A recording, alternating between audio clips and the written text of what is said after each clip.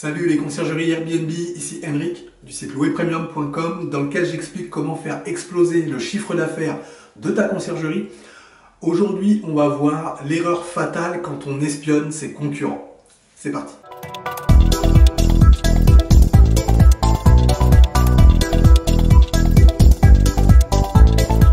Juste avant de commencer, je t'invite à cliquer sur le bouton s'abonner qui se trouve juste en dessous et à activer les notifications afin d'être informé de toutes mes prochaines vidéos sur la conciergerie Airbnb. Également, je t'invite dès maintenant à me laisser un pouce bleu afin de me motiver à te laisser toujours plus de vidéos, toujours plus de conseils sur la conciergerie Airbnb. Alors, l'erreur fatale quand on espionne ses concurrents. Ce que je veux dire par là, c'est que parfois on a besoin d'établir des tarifs pour un bien qu'on vient de prendre en gestion. Et l'idée qui nous vient, c'est de se dire, je ne sais pas trop exactement quel tarif je vais appliquer, le mieux c'est de me mettre dans le prix du marché. Et donc qu'est-ce qu'on va faire? On va aller voir ce que fait le marché en termes de tarifs.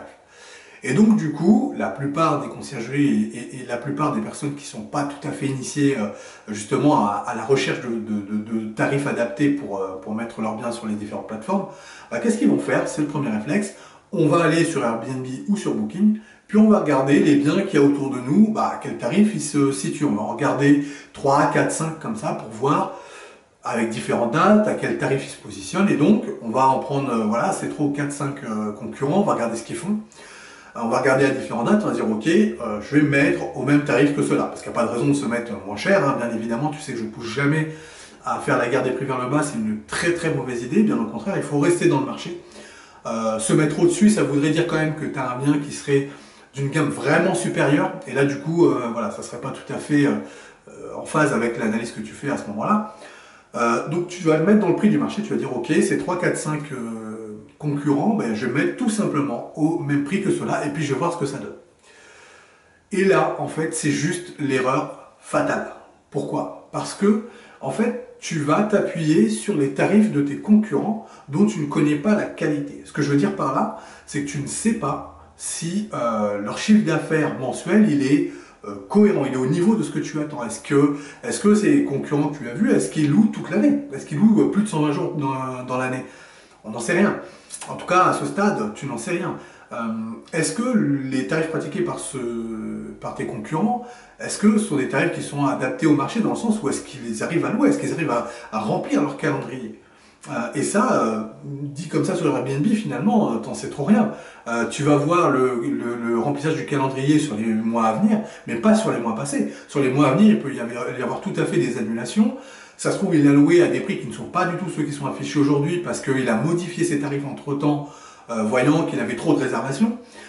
Donc bref, tu vois bien que c'est assez compliqué d'aller chercher finalement un concurrent intéressant dans la zone parce que finalement, tes concurrents, tu n'as pas suffisamment d'informations pour comprendre comment ils fonctionnent. Donc du coup, tu vas t'appuyer sur des concurrents qui ne gèrent finalement pas très bien leur bien en termes de gestion tarifaire.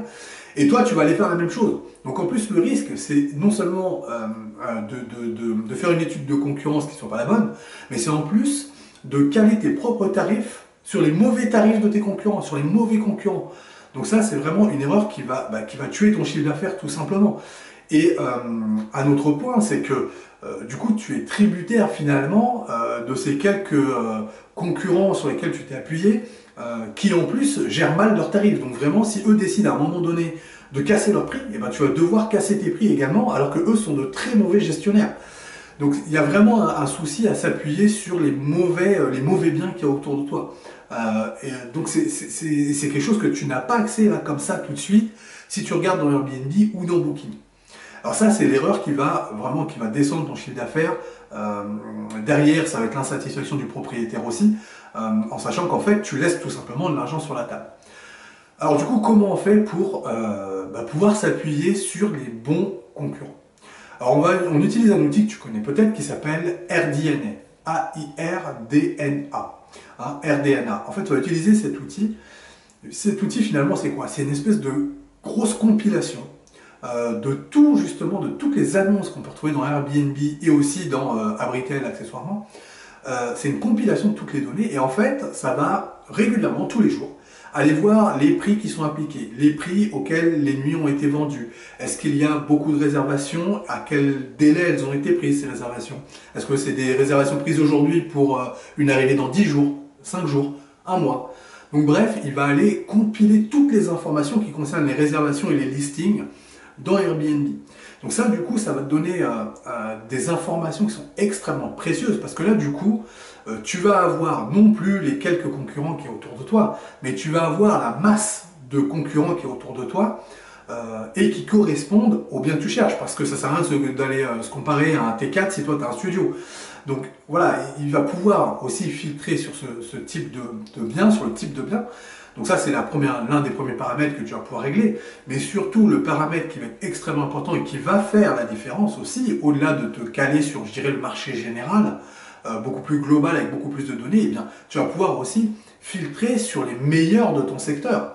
Si toi, tu as configuré ton bien de telle manière à ce que voilà, c'est vraiment un bien qui va être gagnant, qu'on va pouvoir louer cher, etc., tu vois bien que tu n'es pas dans la moyenne. Au contraire, tu es plutôt sur le haut de la fourchette. Donc tu dois placer tes tarifs et te comparer aux biens qui sont sur le haut de la fourchette. Et bien AirDNA va te permettre de filtrer justement sur les biens qui sont sur le haut de la fourchette. Et ça, c'est super intéressant parce que du coup, tu vas pouvoir comparer ton bien aux bonnes annonces, à celles qui correspondent à celles qui sont comparables à ton annonce. Et du coup, là, effectivement, tu vas pouvoir te positionner de manière beaucoup plus précise, beaucoup plus sûre sur le tarif adéquat à ton bien. Parce que, on l'a dit, je l'ai dit au début, hein, se positionner sur 4-5 biens plus ou moins aléatoirement, et voilà, 9 fois sur 10, on va se tromper.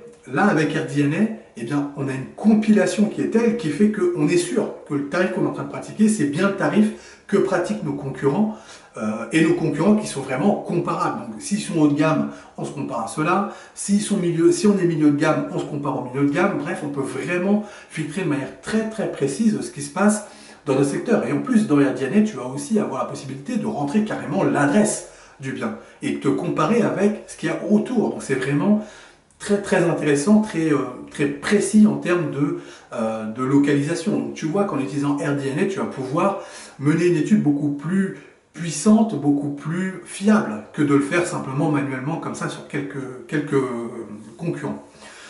Donc vraiment, il faut que tu utilises cet outil pour justement améliorer tes prix, augmenter ton chiffre d'affaires et être sûr de bien remplir ton calendrier. Et c'est le meilleur moyen de satisfaire le propriétaire de son bien, puisque ce qu'il cherche bien évidemment, c'est la rentabilité.